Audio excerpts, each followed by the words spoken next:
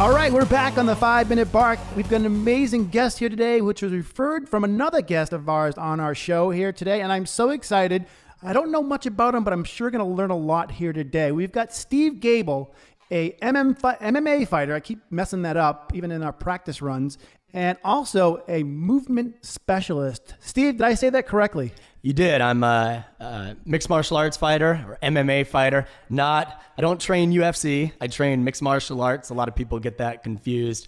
And I've become a movement specialist of sorts over the last few years.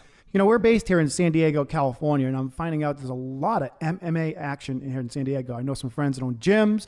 I've met many fighters out at public events and so on and so forth. And you're another guy I'm meeting here today, and I'm excited to hear more about MMA fighting, because I'll be honest, I've not been following it that much, but I'm noticing these guys are great people, really good people. Yeah, you know, it's like any other group of people. You have some guys that aren't very let's say good members of society, and you have people that are pillars of the community, so to speak, and everything in between. So when I think of fighting, I think of like Mike Tyson, you know, like, but you guys are all like intelligent. You're stronger build, but more compact, I guess is what I would say, because you have to be moving around more. You're not just throwing punches, I guess. Well, yeah, so. but again, all different body types and all different, you know, shapes and sizes. I learned very early in my career, you cannot judge somebody by their appearance. No. Man, you'd be shocked. There's some lanky, skinny, real strong dudes, and then you have some like short little buff guys, you know, that don't move very well or don't hit that hard, or so you really, until you experience or feel somebody for yourself, I don't pass judgment on them. So I'm going to make sure I go see a fight. But ladies and gentlemen, again, Steve Gable here today, and on this show, my goal, as I told Steve and all my guests, is to try to give you guys some value out there and really kind of get to know the person that's in front of me here today. And I've heard amazing things about you, Steve, and how you're so passionate about your body movement training that you've done for several people. And we're going to talk about that here today. But just tell us a little bit, like a little spark of why you're here today. What made you become who you are? Well, I was an athlete growing up. I was a swimmer and a water polo player. As a high school team captain in swimming.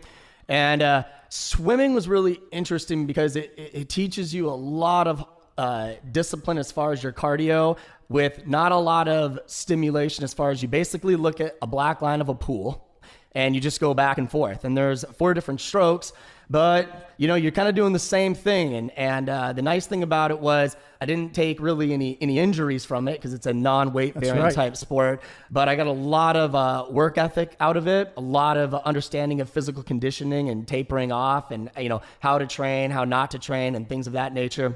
Got to college and realized, man, there's guys that were a foot taller than me with 2 feet extra wingspan, and I wasn't competing with these guys. Right. So I worked really hard, and I worked really hard just to be fair. Okay. Right. After swimming, I kind of missed the camaraderie of sport. So I got into, my buddy actually got me into JiuJitsu, a good friend of mine. I'm still good friends with him. And we went on a Hawaiian surf trip.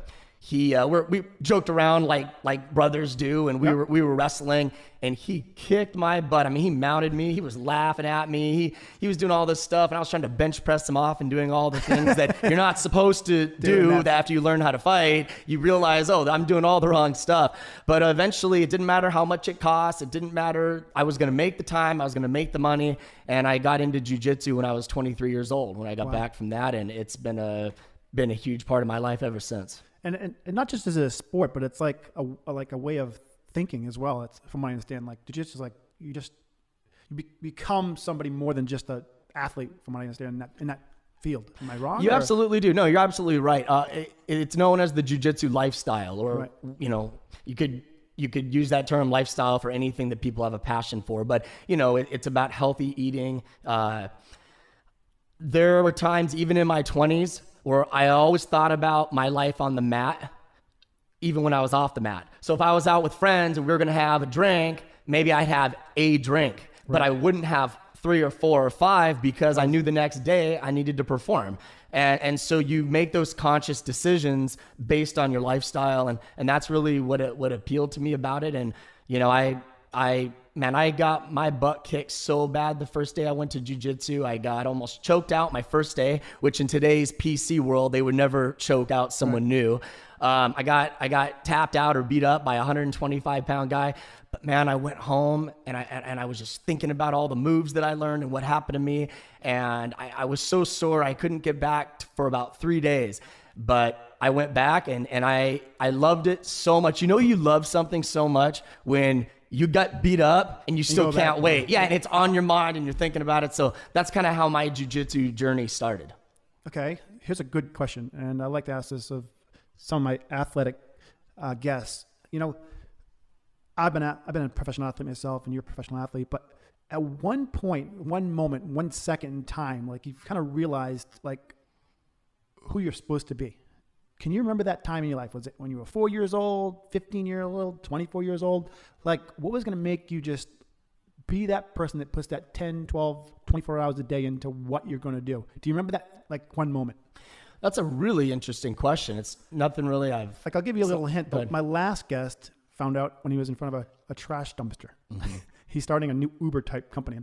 And I was like, he's like, you know what, Dennis, it was when I went to the trash and I found a couch and sold it. So basically, I'm just telling you, like, where's that, like, exact moment? Like, where were... Well, for me, I was pretty timid when I was younger. So fighting was the last thing on my mind. You know, that's why I went to swimming. You know, it's not non-contact and things like that. Like most people growing up, I didn't have an exact direction. I always lived a healthy lifestyle. I knew exercise was always part of my lifestyle, but the real passion for that moment probably would have been right after my very first fight. You know, you do this hard training camp. I went out there. It was a 3-minute fight. I ended up getting a TKO in the first round on a guy. And I jumped up on the cage and was just screaming, like this primal instinct came out. And then a day or two after that, it was, that was the most amazing high I'd ever felt I've ever felt since I've been alive. Yeah. And I knew at that moment, no drug, no amount of alcohol, nothing else was going to compare to that feeling. And that was it for me. So I trained pretty much full time after that and lived the lifestyle for that. I mean, those of us that have had that moment, like that's kind of like just kind of recreated our life from there on, from a childhood or whatever to now. What it happens to maybe when they're older. I don't know. I'm not old enough to know that older thing yet, but none of us are. Yeah, I'm still young at heart here. But I mean, yeah, it's just like this breath of like energy, and you can feel it through your whole body, and then your life just charges on that. And that's what I'm really trying to show people, like, hey, if you have that, run with it. I mean, because you, like you said, you ran with it, I've run with it, and a lot of people out there just don't understand to run with it and go. Yeah, you know, not to get too deep here, but let's go ahead and do it.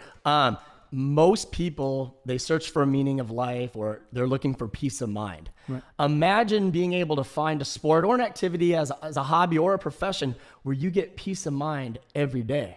And that's what jiu-jitsu and mixed martial arts did for me. I love jiu-jitsu. Jiu-jitsu is a grappling martial art. You know, MMA has the combination of wrestling and kickboxing and boxing and striking, you know, all these things. But I love them both. Individually, they really are completely different sports, but they both give me internal peace. They both give me peace of mind. On the way here, we were stuck in a bunch of traffic, as I told you, and I saw people going in and out of lanes and honking, and I'm just chilling. Why? Because I get a release.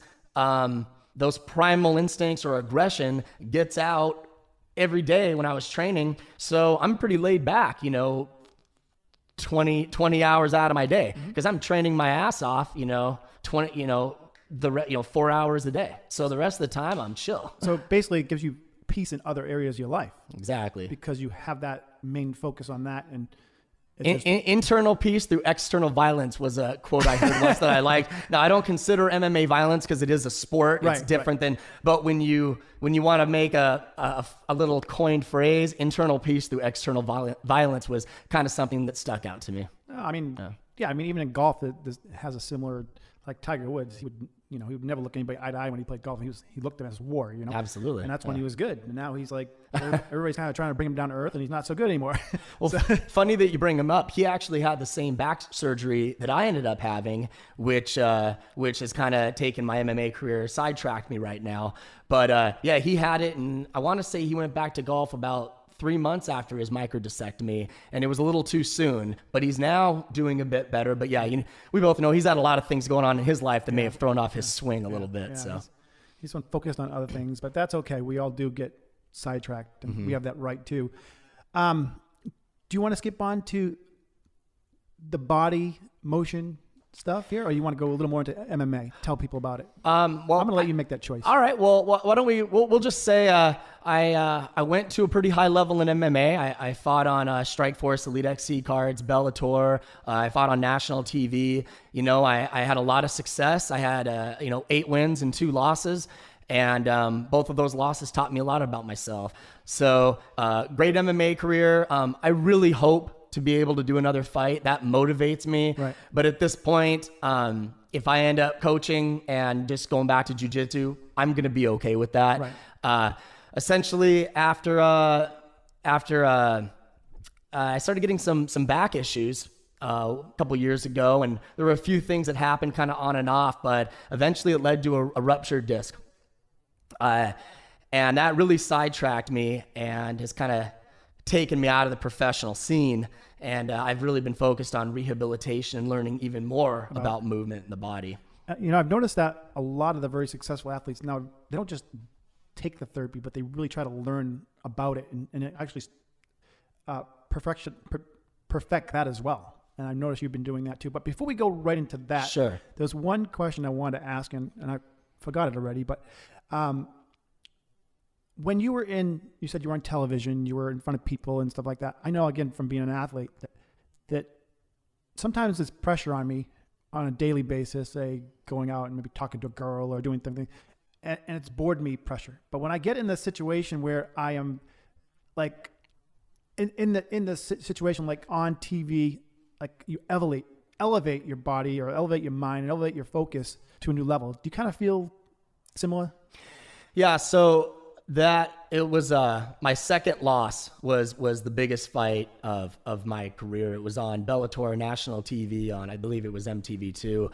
And when I say that I learned a lot from my 2 losses, that particular loss, I learned how much anxiety I actually got. So I believe in living in the moment and feeling present. And that's kind of one reason I got into fighting in the first place. Right. For whatever reason, maybe it was the level of the opponent. Maybe it was the time in my life. It could have been a factor of a lot of things, but nerves definitely got the best of me.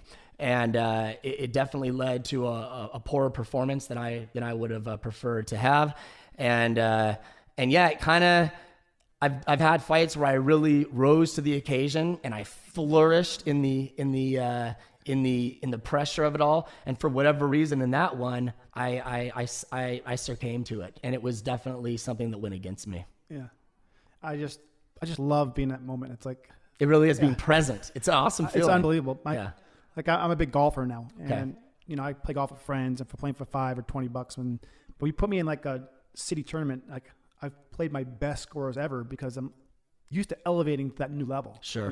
Like when we do the day-to-day work and stuff like that, it's kind of hard to initiate that higher level of existence, So yeah, and competition will bring out the worst and the best in people. We call them practice champions, guys or girls that are really good in the gym, but when they go and it's time to put it on the line, whether it's in a tournament or a fight, they don't always perform. Sometimes you have people that really shock you. So yeah.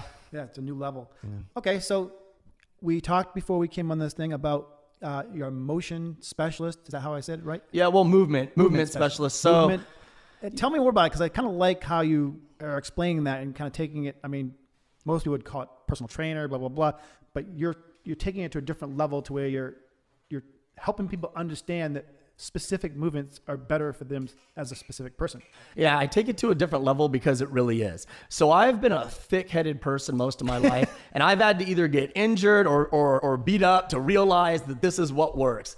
And after that Bellator loss that I was talking about, I broke my leg in the fight. I checked this guy's kick. Broke a leg. Yeah, I broke my leg. And I fought for 9 minutes with a broken leg. So just a little stupid, tough side note there, or trying to be anyway. That's awesome. Hey, I might have been, looking back, it's probably more stupid than tough. But so I went to a very well-respected trainer in Encinitas, and he kind of introduced me to movement and mobility and not overtraining, which I had done in the past.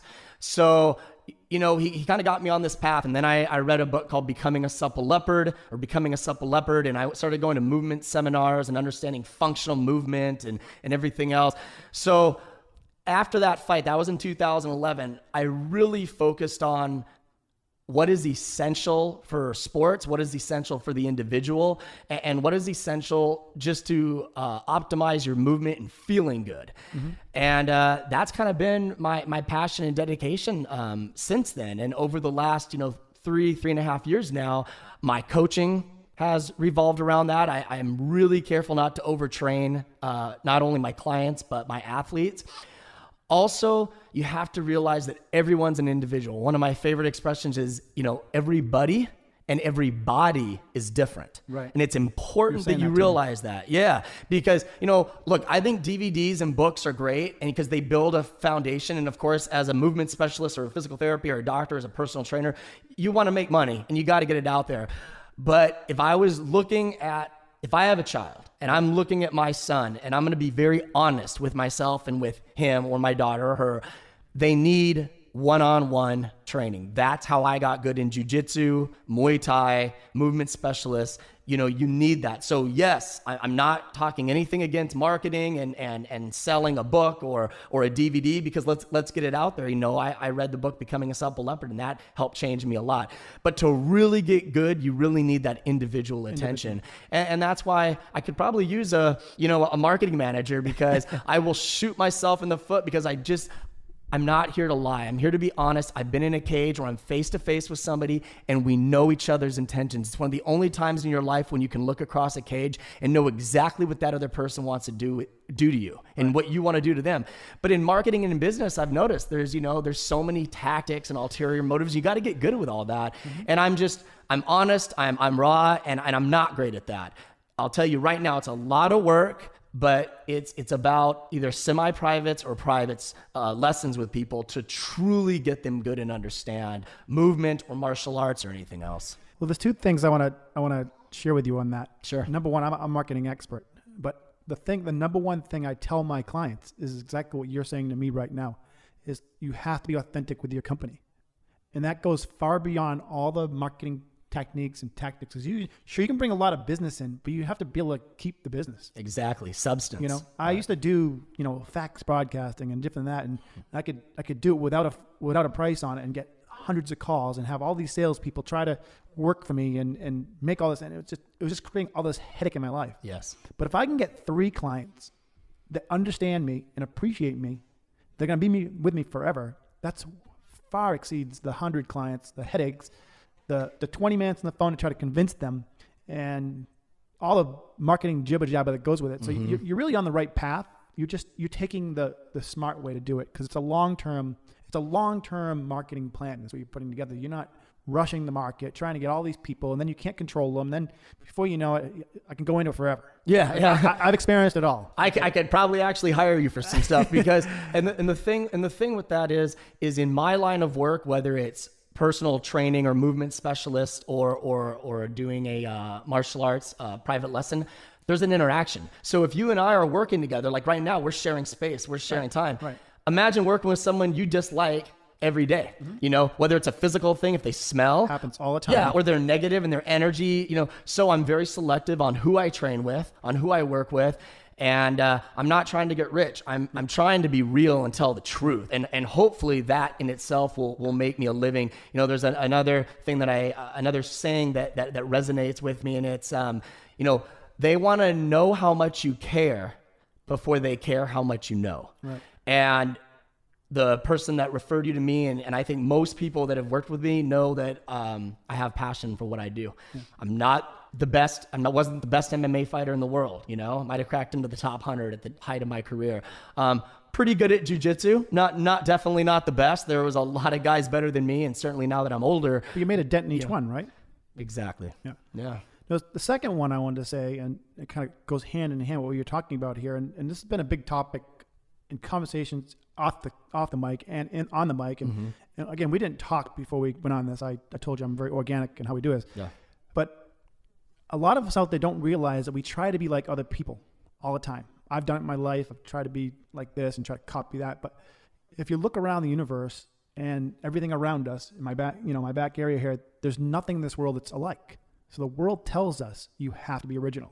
Absolutely. Love that. I love that. You don't even know what you're teaching, but you're teaching what is right, because each person should have their individual exercise program or motion program.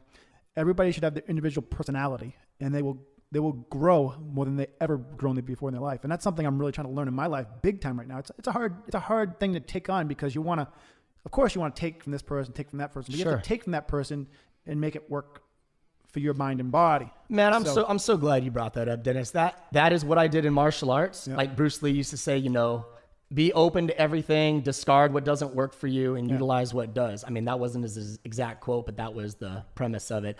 And that's what I did in mobility work and training. I may learn from people that are better than me in certain areas, but I put my own spin on it, my own order of what I teach, how I teach, why I teach it. And the people that I work with, I've had clients for over 4 years doing private lessons, not group, private lessons 3 to 4 days a week. Imagine that kind of retention, that much time you're developing with someone. You develop, your own relationship in a way.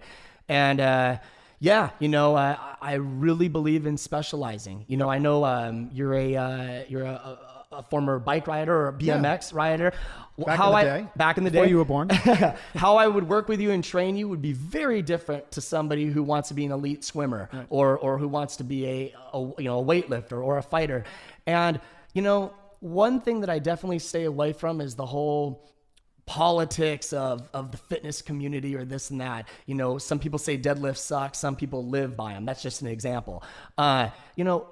The best exercise is the one you're going to do, Dennis. It's the one that, I could show you scientific evidence that swimming is better than bike riding. Yep. But if you don't like the water, or you're allergic to chlorine, or you're afraid of sharks, or whatever the case is, you're going to bike ride. Yep. So that's going to be the best exercise for you. So what I'm going to do is I'm going to figure out how much bike riding can we do that works for your body the best, that doesn't start hurting your knees, because I know a lot of bike riders, knees and hips become an issue. Yep. And we want to figure out to what extent is going to be optimal and what is too much. And again, that goes back to personalization. Yeah, exactly. Yeah. So we wanted to try to keep this short out there, you guys. We're already at 22 minutes. And you're right. Time flies, man. Time flies. And we had a lot of good things to talk about here today. And we've got Steve Gable, correct? Yes, sir. And Steve, I want you to give, I love to give people an opportunity to share about their businesses or share what they want to share about what they do. If you want to share, this is marketing time for you. All right. Well, I'll do my best at this, even though I'm not very, very good at it. But I came up with Gracie Baja Jiu-Jitsu. My instructor is Nelson Montero. He teaches in Encinitas. So that's Gracie Baja Encinitas.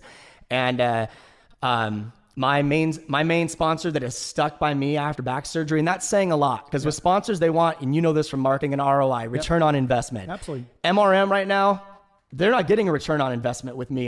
MRM is my all-natural supplement company, an all-natural supplement company that sponsors me. It's owned by Mark Olson, and they've stuck by me. That company is called again, so they clearly know what it is? Sure. It's the letters MRM Supplements. And they're on Facebook, and I think it's MRM USA.